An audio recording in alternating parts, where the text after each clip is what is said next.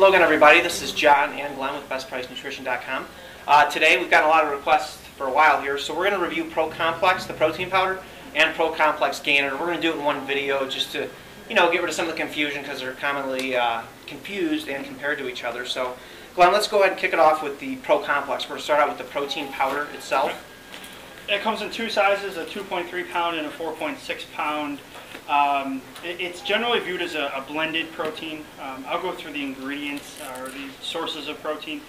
First is whey protein isolate, glutamine peptides, leucine, egg albumin, whey peptides, isoleucine, and valine. So it is a whey protein along with egg protein. So it's a whey and egg blended protein. It sounds like they throw some free-form amino acids in there maybe to increase the blend. And there is glutamine peptides. Glutamine peptides do come from hydrolyzed wheat gluten, so for people with celiacs, something you want to avoid. Yes, and a lot of the labels now you're starting to see if something is gluten-free, they're going to tell you, but there are things that don't say gluten-free that are.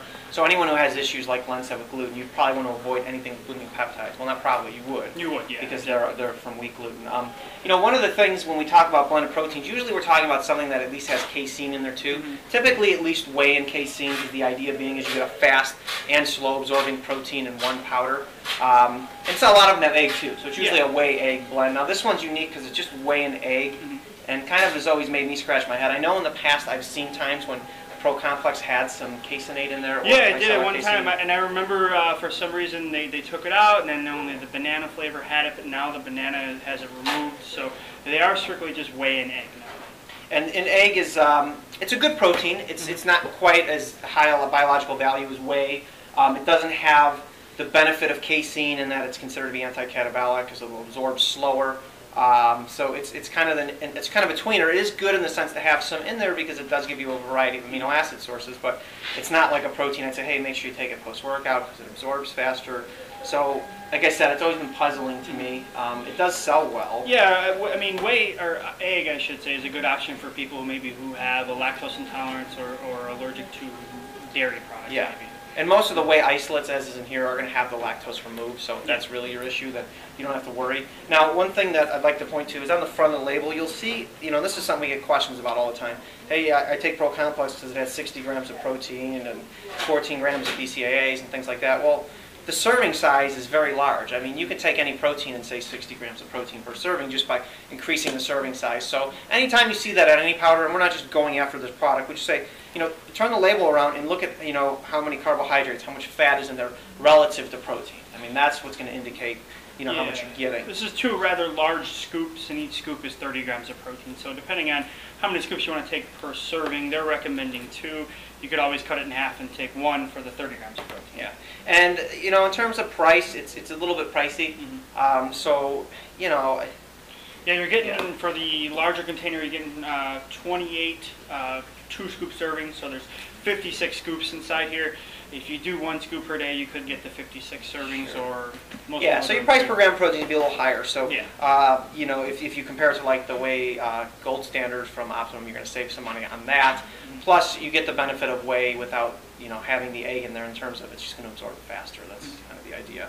So let's move on to the Pro Complex Gainer.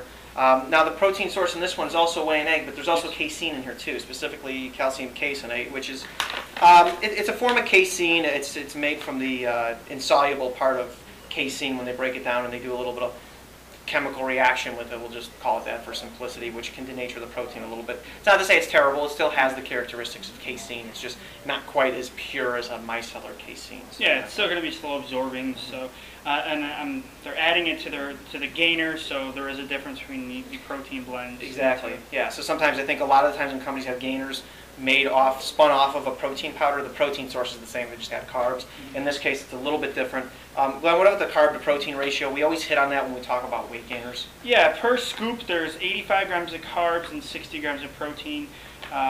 So you're looking at like a 1.5 to 1 ratio, which is actually pretty good. Most times when you take or when you see weight gainers, you see a pretty small amount of protein and a lot of carbs.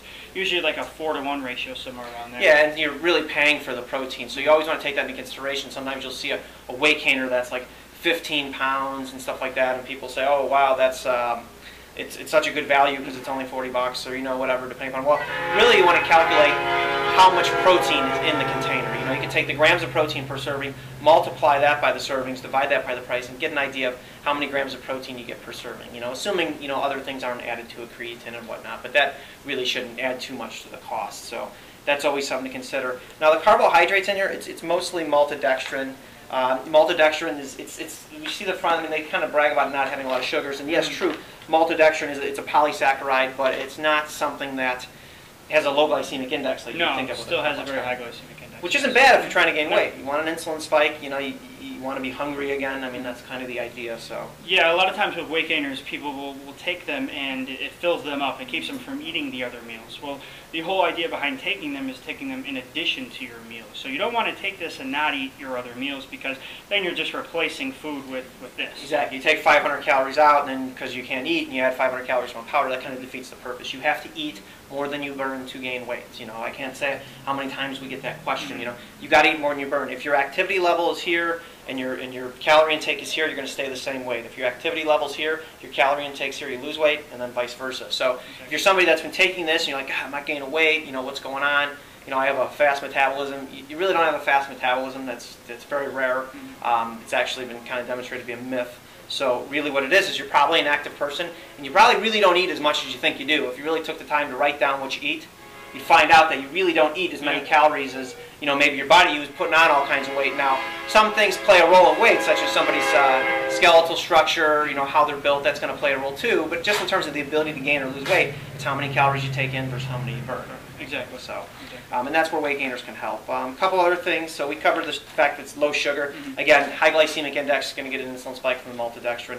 Fiber, there's a fair amount of fiber in there. 4 grams of fiber in here. Looks like the fiber comes from... And what would somebody expect from having more fiber? More fiber, actually, it can curb the appetite because fiber is going to absorb water in the body. It's good for the digestive tract. It can help push things through. Good for cholesterol levels. But in here specifically, I think they're adding it maybe to make it a filling shake. Could be. Could be. So, if you're somebody that's, really having trouble with calories, you may want to look to something that has a little bit more carbohydrates relative to protein in terms of the ratio, maybe something more like a 2-to-1 where you get 80 grams of carbs to 40 grams of protein.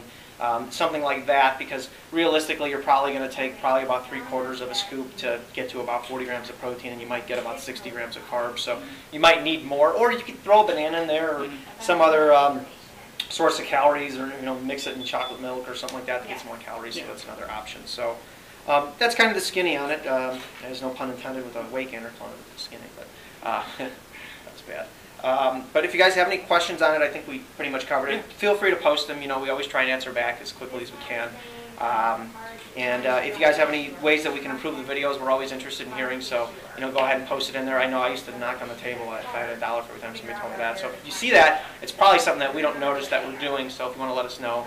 Also, you can let us know how you feel about the video. Underneath the video, there's a thumbs up, thumbs down. You can let us know what you think about it. And you could also find us at facebook.com/BestPriceNutrition and on our blog at BestPriceNutrition/blog. Thank you. Thank you.